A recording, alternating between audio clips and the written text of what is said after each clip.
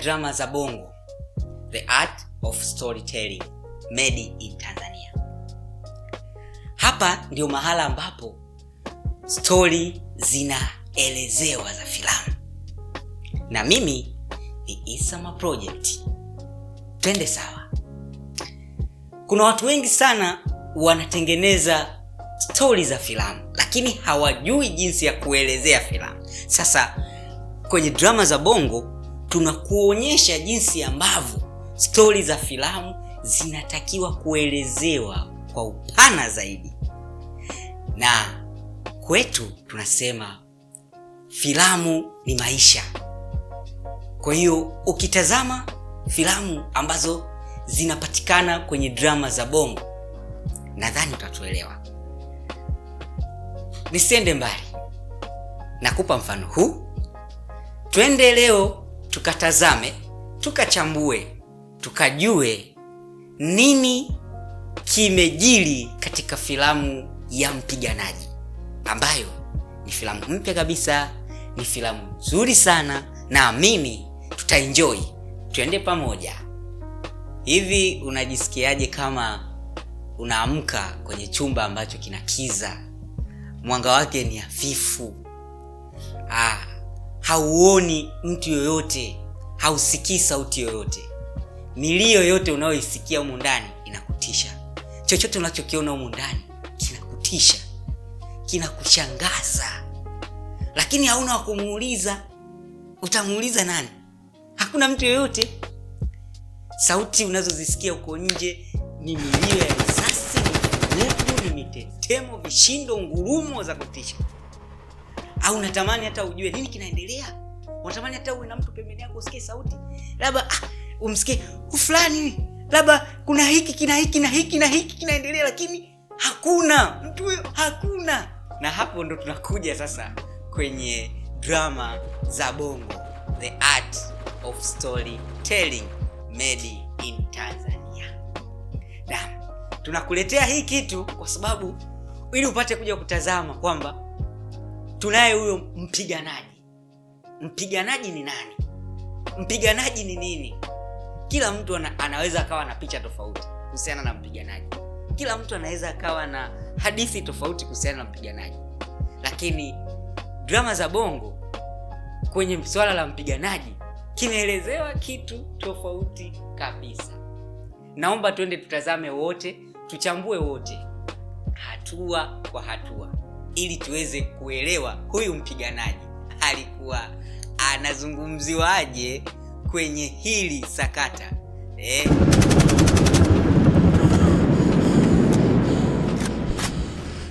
Mambo ni yanatisha, lakini tunatazama vitu ambavyo pengine utatamani ujiulize maswali ambayo yanaweza yakawa yasiwe na majibu. Ila tazama hizi picha. Kila picha moja inakushangaza. Kila picha moja inakupa swali. Inakupa swali kwa nini? Kwa sababu kila picha inamueleza mtu mmoja lakini katika hali tofauti. Kila picha inamueleza mhusika huyo ila katika hali tofauti. Tazama pale, kuna picha amenyongwa, kuna picha pale amevaa kama muaji, kuna picha ana madamdam kama ana nguo za kijeshi hivi. Wewe uchanganyikiwi kama ndo wewe unakutana na picha zako hivyo upagawi.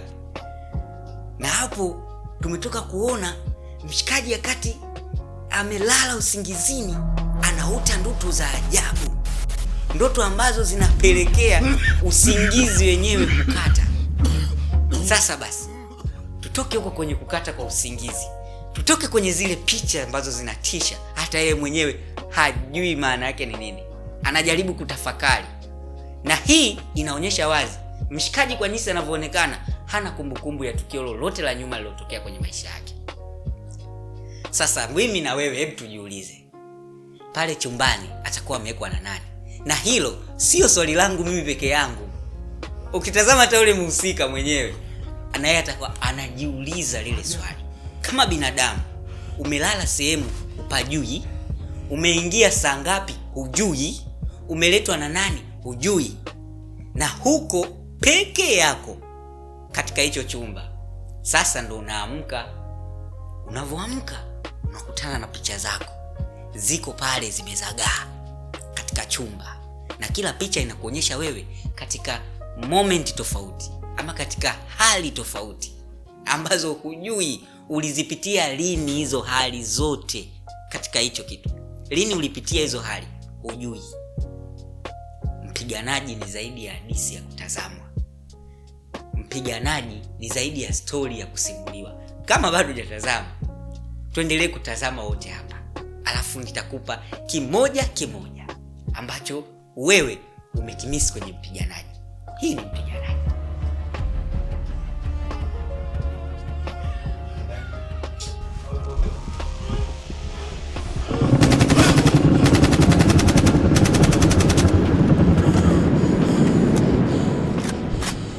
Hizi sauti. Haya. Vitu viwili ama vitatu naweza kuvielezea kwa upande wa mwandishi, vitu ambavyo amefanya.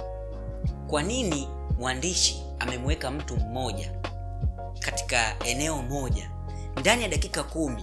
Unatazama na huchoki. Unatazama hilo wazo la mwandishi na huchoki. Na unaweza ukatazama zaidi ya mara moja.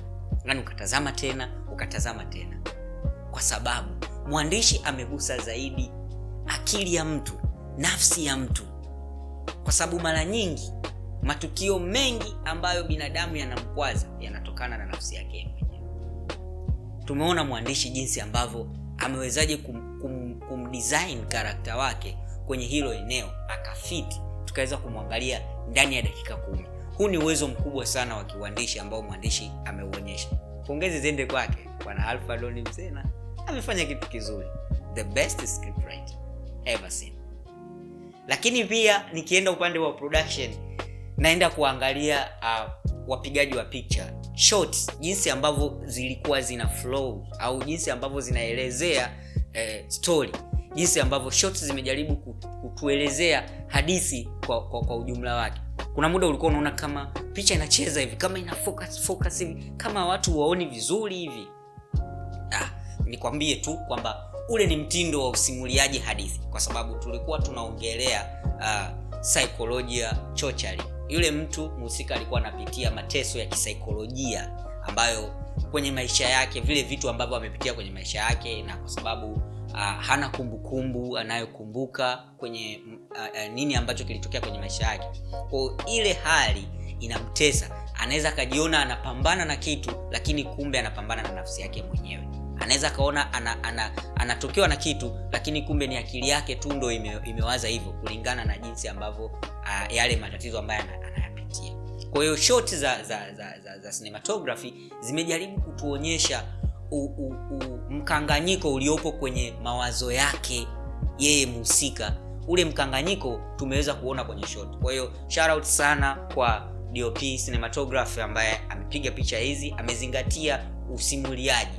The art of storytelling imeonekana hapa, made in Tanzania. Lakini pia tukienda kwenye light, Gaffer alivyozingatia jinsi ambavyo amezingatia light, ile low light yenyewe tu imeonyesha kwamba tunaongelea zaidi migogoro ya kinafsi, migogoro ya kisaikolojia ambayo watu wengi inawapata.